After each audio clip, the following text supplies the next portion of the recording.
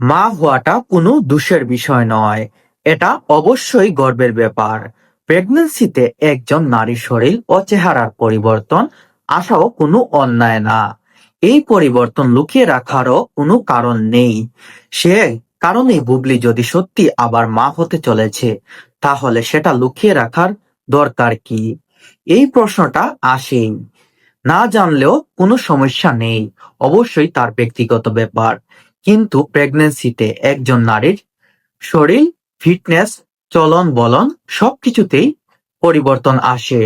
সেই বাস্তবতাকে মেনে নিয়েই নিজেকে উপস্থাপন করা উচিত।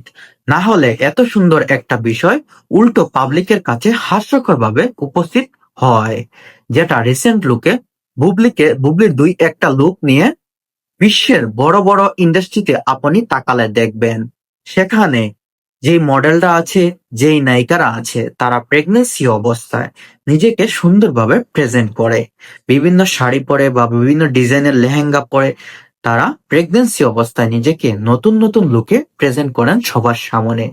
কিন্তু বাংলাদেশ ইন্ডাস্ট্রি এমন একটা জায়গা যেখানে মানুষ প্রেগনেন্ট হলে সেখানে তারা লুকিয়ে যান, তারা সবার সামনে আসতে চান না। নিজের বেবিকে, নিজের মেয়ে বা ছেলের ছবি সোশ্যাল মিডিয়ায় আপলোড করেন।